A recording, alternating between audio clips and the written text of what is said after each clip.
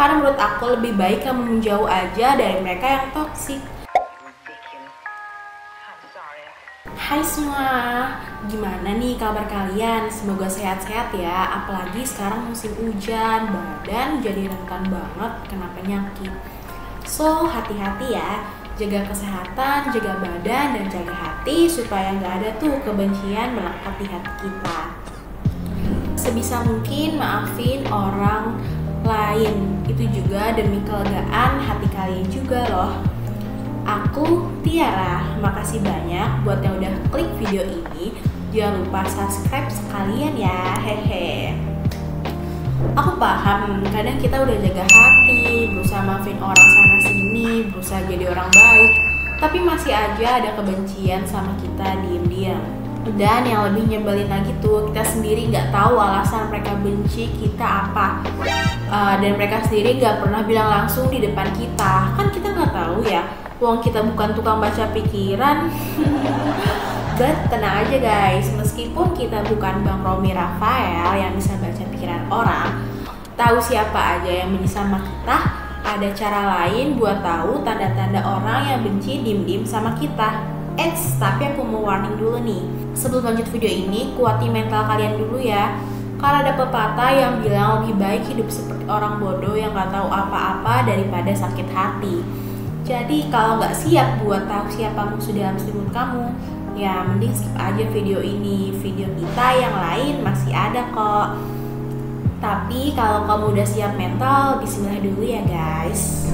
Nah, yang pertama, nggak mau tersaingi. Selain nggak suka ngeliat kita bahagia, mereka juga nggak akan senang melihat kita selangkah lebih maju dari mereka. Mereka akan selalu merasa tersaingi dengan pencapaian kita. Walaupun emang nggak ada persaingan di antara kita, mereka yang nggak suka kamu bakal lihat kamu sebagai musuh, bukan teman. Mereka bakalan lakuin apapun untuk membuktikan bahwa mereka lebih unggul daripada kamu, dan bakalan seneng banget kalau kamu itu gagal atau jatuh di bawah level mereka. Gila, jahat banget ya orang kayak gitu. Mereka nggak bakalan peduli seberapa hebat kita dan seberapa keras kita untuk mencoba membuktikan diri. Mereka bakalan nggak percaya, mereka pasti bakalan menyangka secara keras fakta bahwa kamu jauh lebih baik dari mereka. Mereka juga bakalan berusaha mematahkan motivasi kita dengan menjalankan berbagai rencana yang mereka miliki agar kita tidak bisa lebih sukses dari mereka. Nah, selanjutnya nih, yang kedua, tanpa alasan dia nggak suka sama kamu. Ada nggak sih teman kamu yang nggak ada angin, nggak ada hujan, tiba-tiba benci kamu tanpa alasan? Kalau iya, daripada benci, mungkin orang jenis itu lebih cocok disebut iri ya. Iya, mereka tuh iri kalau kita lebih pintar, lebih menarik, ataupun lebih sukses dari mereka. Jadi jangan pernah deh nyalahin diri kamu sendiri kayak yang, kok dia jauhin aku ya? Kenapa dia gak suka sama aku? Apa aku udah salah? Dan sejenisnya. Pokoknya jangan banget deh kamu nyalahin diri sendiri. Karena sebenarnya kesalahan bukan ada padamu, melainkan mereka yang tak bisa menerima fakta bahwa kamu bisa jauh lebih hebat dari mereka. Justru kamu harus makin ngebuktiin value kamu.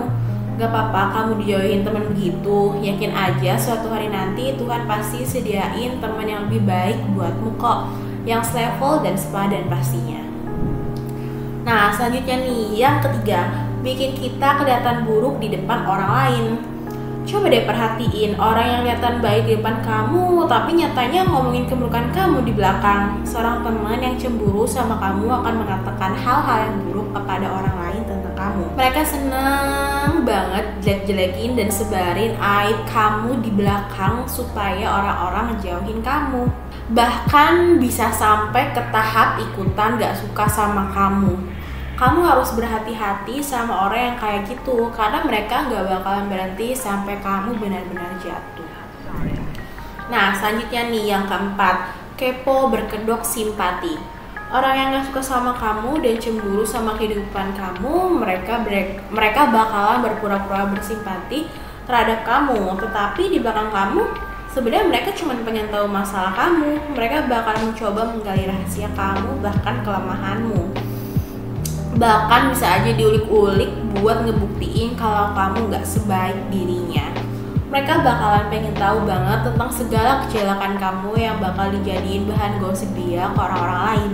Ih, serem banget gak sih punya temen yang diem-diem cemburu cemburu dan berusaha ngejatuhin kita. Pura-pura baik ternyata musuh dalam selimut. Makanya kamu sebelum cerita rahasia atau aib kamu ke orang perlu di-filter dulu. Nih orang bisa dipercaya atau enggak? Saran dari aku sih sebaiknya jangan ceritain apa-apa ke tukang gosip.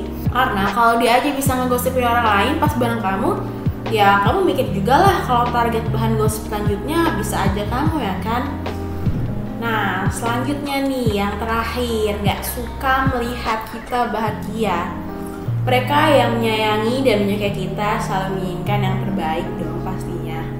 Saat kita sedih, orang yang benar-benar menjadi teman kita bakal mencoba buat ngehibur dan membuat kita bahagia lagi. Tapi mereka yang gak suka kita akan melakukan sebaliknya. Mereka bahkan kewalahan kalau ngelihat kita bahagia. Kebahagiaan kamu justru bakalan buat mereka frustasi.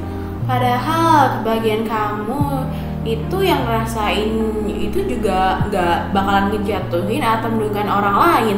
Tapi emang sifat orang itu aja yang jahat. Pas kamu ada pencapaian, mereka bukannya ucapin kamu selamat atau turut bahagia, malah nyindir kamu sambil ngelempar bombastic side eye. Duh, males parah ya punya teman atau orang yang kayak gitu di sekeliling kita. Nah, kesimpulan dari video ini adalah menurutku kalian kalau cari teman itu juga harus pilih-pilih. Karena menurut aku lebih baik kamu menjauh aja dari mereka yang toksik. Toh mereka jadi teman kamu gak ada untungnya, malah jadi beban pikiran dan mental tiap hari. Terus juga jangan lupa buat evaluasi sendiri juga ya. Karena ya kita nggak tahu, siapa tahu mereka bersikap tidak suka karena tanpa sengaja kita melakukan kesalahan yang gak kita sadari atau melakukan hal yang tidak mereka sukai.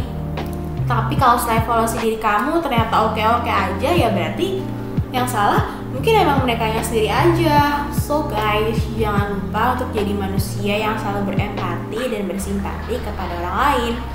Nah, untuk video bermanfaat lainnya jangan lupa cek video kita yang lain ya. Goodbye manusia-manusia baik.